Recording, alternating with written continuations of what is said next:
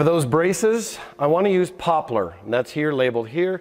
There's not a lot of poplar in this bin. There is some more down below, but this piece was perfect. It just needs to be 2 inches wide and at least 12 inches long. It can be longer if you like, but I only need 2.5-inch pieces. But since I have to run them through the planer, I needed at least 12 inches. So if you happen to be working with a few people, you'll be able to use one board for a couple of people.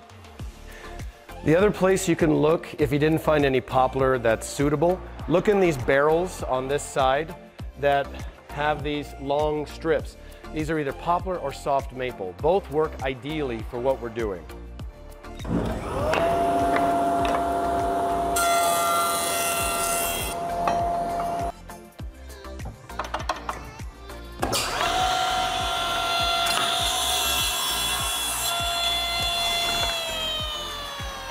Now run it through the planer. Now normally we'll plane it down to 13/16.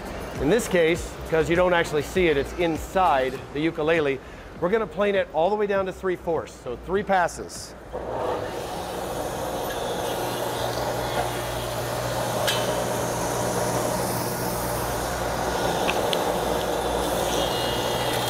Now on this router that's next to the table saw, we're going to use a bit, looks like that.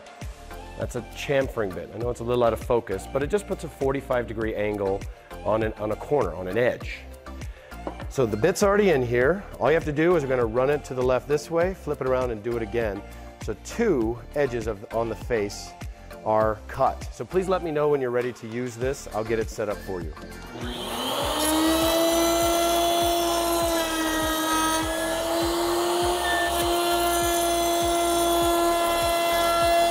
We come back to the chop saw.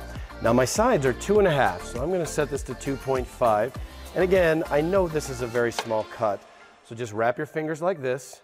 As long as nothing's in line with the blade, it's totally fine. 1 for the front, 1 for the back.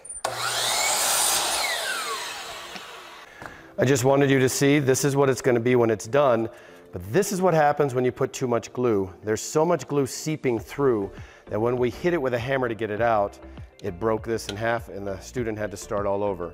So please be conservative with the glue. Now we take these blocks, and there's no even not a big reason to even sand them.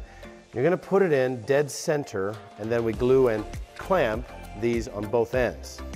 Now, be very careful not to over glue this area, not to put too much, because it'll seep into your groove here and glue itself to the side, so we can't pull it out without breaking it.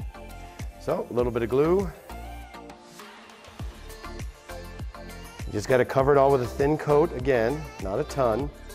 There we go, get rid of some of that excess. Go right there. And your eyeball is good enough. Center it as best you can. And if it moves, just move it back, get it centered, and squeeze. So you see some glue squeezing out right there. That means there's no gap anymore. Flip it around, and do the same thing again.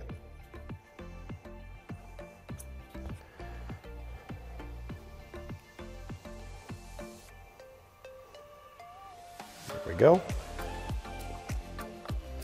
Put it right in the center, right there. Clamp it nice and tight.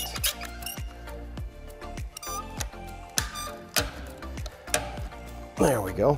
And again, because this is holding a lot of pressure, we're going to let this dry overnight.